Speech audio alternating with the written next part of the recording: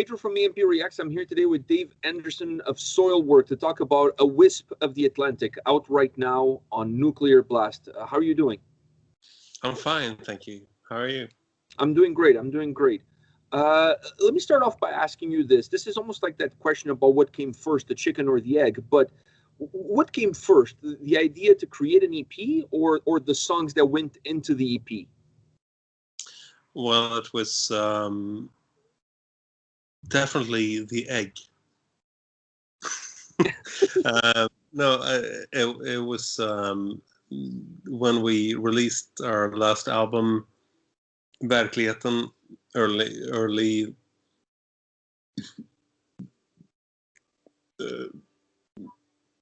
It was like we had a great time doing it, and with the addition of our new drummer Bastian,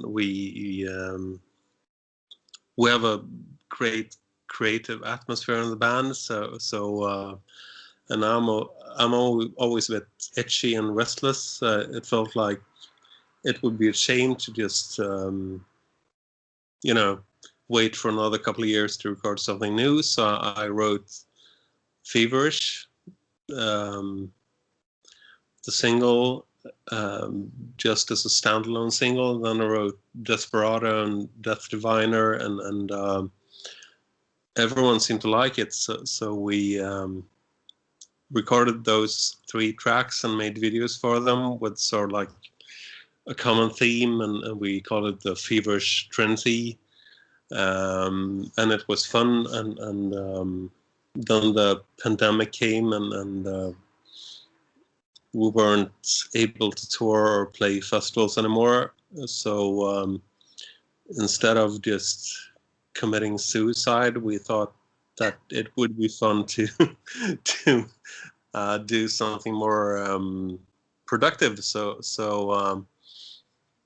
I wrote Between the Nothingness and Devil and A Whisp of the Atlantic, and A Whisp of the Atlantic, the title track for the EP or LP or whatever you want to call it. It's like something that I've been thinking about for a long time. I've had this vision of Soilwork doing a really epic proggy song with all kinds of strange elements, and just to show the world that Soilwork is not what you expect us to be. There are so much more strange stuff lurking about, what us, and it seemed like great timing to just, since we're not allowed to play live, we want to entertain our fans in some other way, and I guess releasing new music and creating stuff and releasing videos, it's the best thing we can do right now. And personally, I've written all the lyrics and all the music for this EP, and I'm really excited that it's finally out there, and I hope people will like it, and that it will hopefully bring us some new fans, and hopefully make our old fans a bit surprised, delightfully surprised, I hope. But it's, the reason we're still doing this after all these years is because we have a genuine love of music, and the whole creative process is really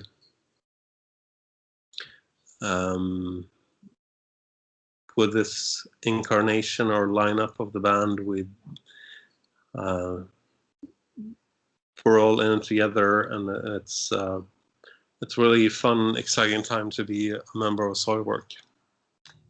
Do you see the way you guys released this EP perhaps a little bit of a window into the future? And what I mean by that is you guys released almost every single song on the EP, with the exception of A Whisp of the Atlantic, before the EP actually been released. So by the time the EP hits out, there's only one song to discover on it. Do you see this being a little bit of the path of the future, releasing a few tracks throughout the year and then come to the end of the year, put them all together, throw maybe one or two new tracks in there, and then release it to the fans? Well, honestly, I have no idea. I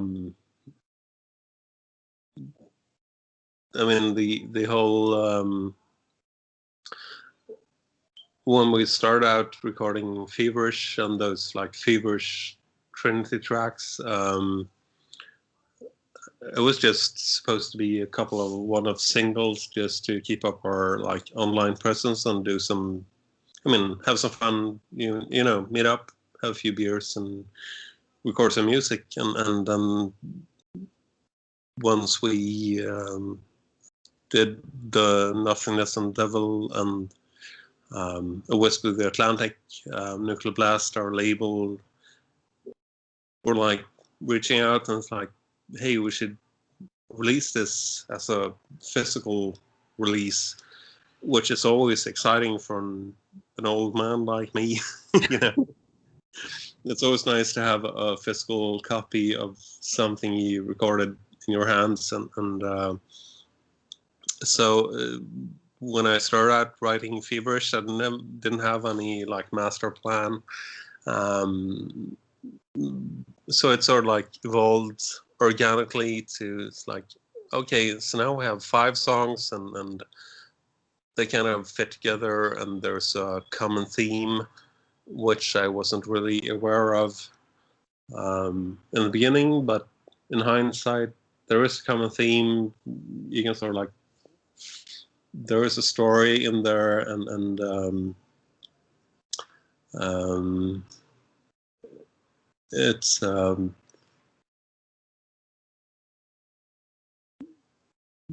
I forgot what the question was. Sorry. No.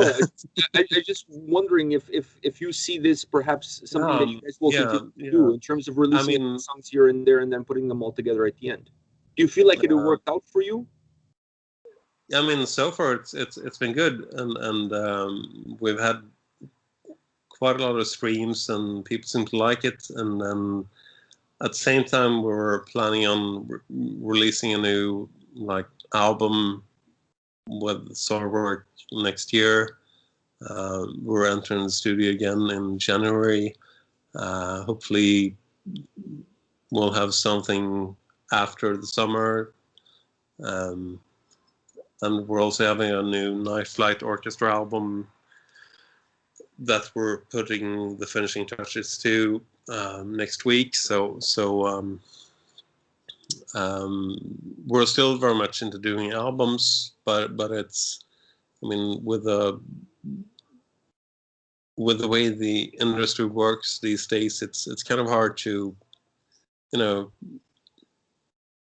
we're all, I mean, we as a band or as bands and our people at the record label, everyone's a bit insecure about what works and what doesn't work, and it's nice to be able to experiment with different formats and different presentations, and I do believe that in the future the way we consume media will be changed. I mean, it's already changed. These days, it's not enough just to like just put out an album and make a video with a bunch of bald middle-aged guys playing air guitar. You need to have something more. You need to have a theme, a story, a context, and something that that could either be could either be featured on a playlist to just be the background noise of your Friday night out drinking beers with your friends, or it could be something that you could just escape into, and that is thought-provoking and perhaps make you question your life and what you believe in, and hopefully make you think new and interesting thoughts that you wouldn't have thought if you haven't heard it or read it or experienced it. One of the things that perhaps is not very thought-provoking, but it did provoke my thoughts, is the fact that you guys decide to label the release as an EP. Overall, in your mind, what makes, because when I was listening to it, I felt like this could easily be a full-length album. You could call it an LP.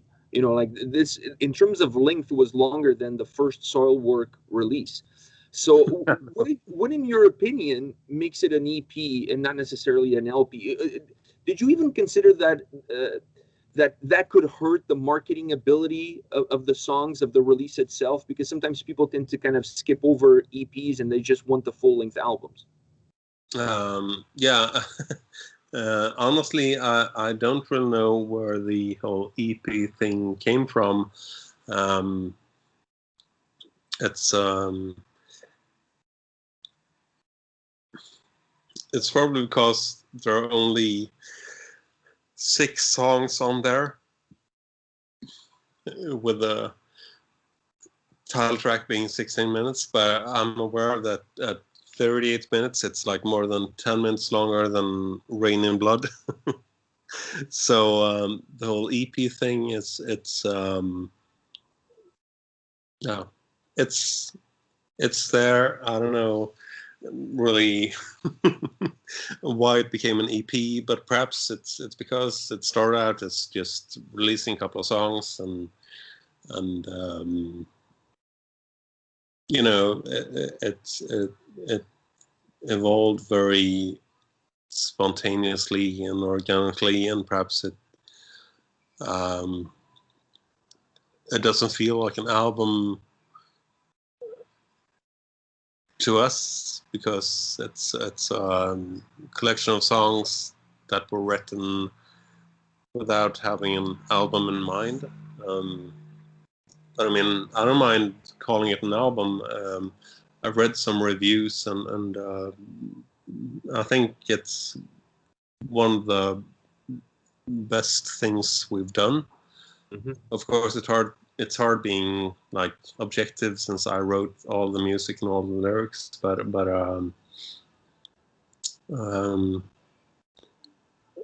you know, the way it evolved just made it easier to just call it an EP, and you know, taking some pressure off.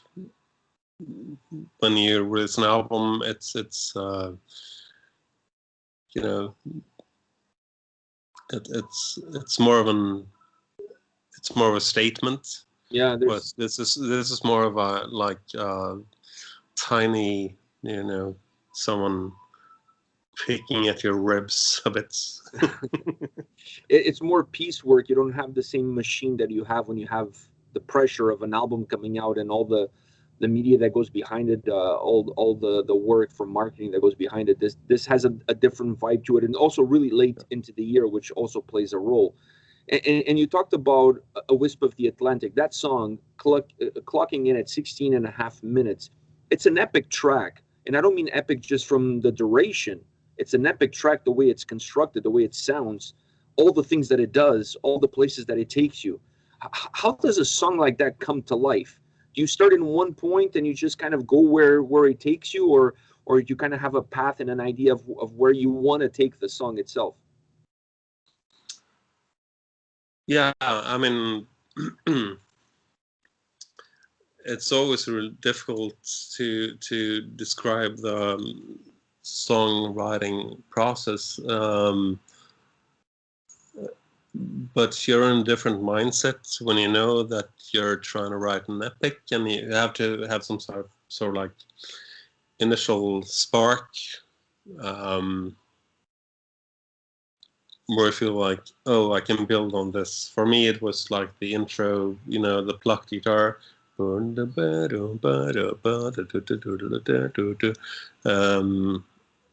then it took me a couple of months to come up with all the parts and figure out how they could, the transitions. It's always easy to come up with one good part, but making the transition seem natural, that's the hard part. And I mean, I grew up with lots of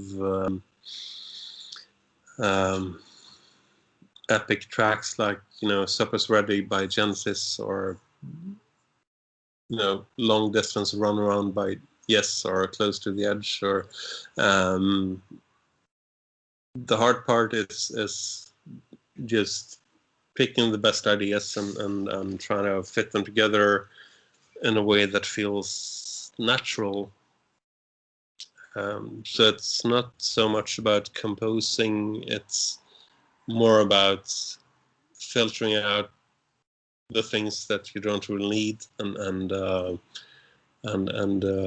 try to make the, you're going from jazz to black metal blast beats, and how to make the transition seem natural, and hopefully I think I managed to create a cohesive whole with that song. To me it sounds natural, but it's like I've always listened to all kinds of music, so it's like more of a you hear the noise in my head in all its unholy glory for the first time. When I listened to the EP and I heard that song, the first thing that I thought is, you guys could have released the EP just with this track, and it would have been magnificent. Like this song on its own, and once again, it has nothing to do with the length of the song. It has to do with how the song sounds and how it's put together. Listening to it, I was like, wow, this could be the album. Like this track, this is the EP. When do you have a sense of how big and how incredibly complex and at the same time dynamic and fluid this track is? I mean, first of all, thank you. It's a huge compliment, and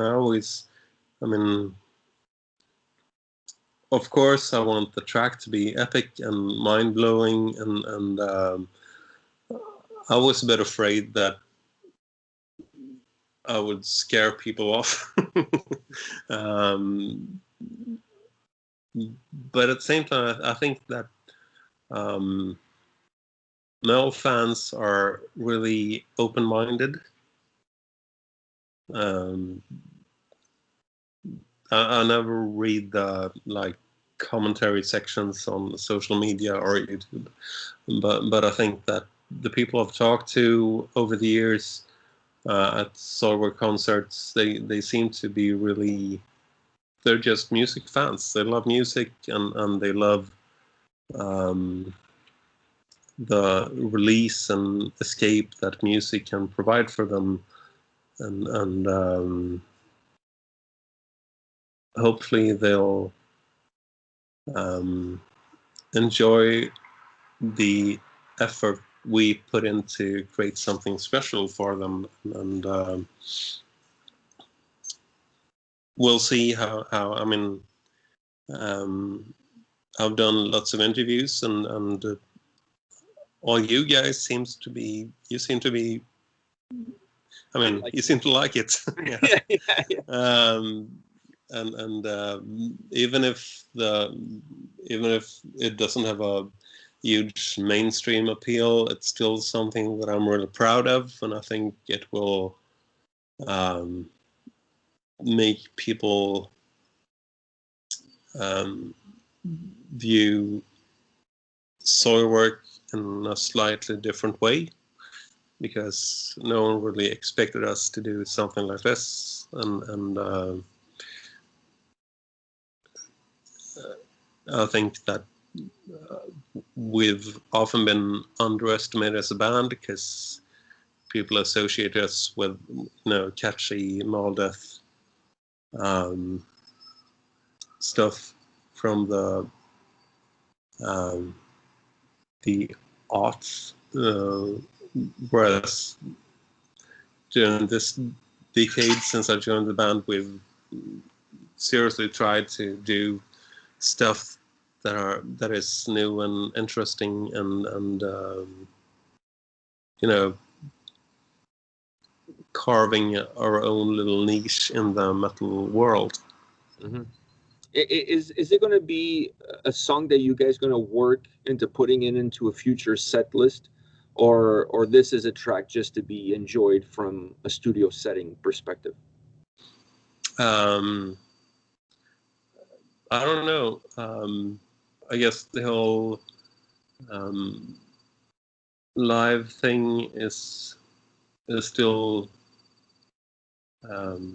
quite remote. Personally, I don't think we're going to be able to do live shows until after next summer, but we could definitely do it. I mean, it's the whole basis is there, the foundation is there. It's just a rock band. You just have two guitars and keyboard and bass and drums, and so we could definitely play it live. And I guess it all depends on the reaction from people. If it becomes popular and people seem to like it, then we might incorporate it into our set list. You mentioned the Night Flight Orchestra earlier, and I wanted to ask you about that. Is it a hard thing to do, or maybe you don't try to do it at all, but is it hard to keep the sound of the Night Flight Orchestra away from the sound of Soilwork, or are you not worried about one kind of leaking into the other? No, I mean, personally, I'm not worried at all, because I mean, it would be strange if you didn't have some sort of like cross pollination between the bands, since it's like it's me and Björn in both bands, and we're both the major songwriters in both bands, and so obviously you can trace some Night Flight Orchestra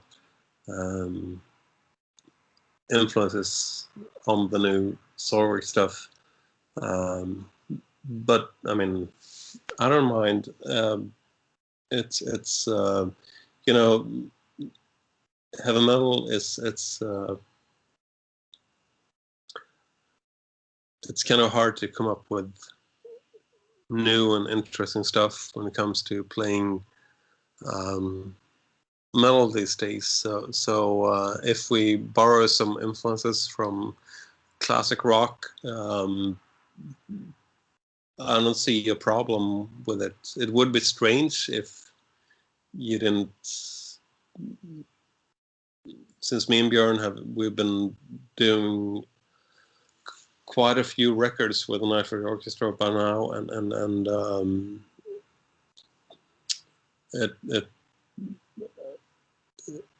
it's almost inevitable that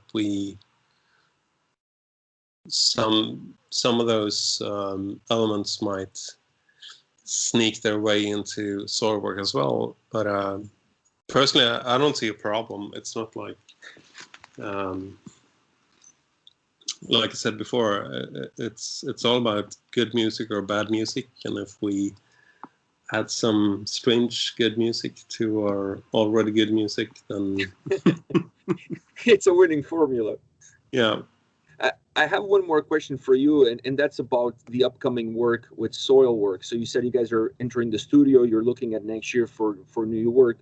In a general sense, what can fans expect from the new Soilwork? I have no idea. I mean, I've written like 6 songs so far, and it's really eclectic and all over the place. And I guess we're just gonna try to continue to evolve and do new and interesting stuff, and I mean, like I said, I love Genesis, I love ABBA, I love black metal, I love Dua Lipa. So it's there are going to be a few catchy songs on there, and there are probably going to be a few more progressive things too, and just A little bit for everybody. Yeah. I'm starting to get that vibe. All right, David, thank you very much for your time today. It's been an absolute pleasure to talk to you about Soilwork, about A Wisp of the Atlantic. What a release. Like I said, to me, it's a full-length album. I refuse to call it an EP. For me, it's an LP.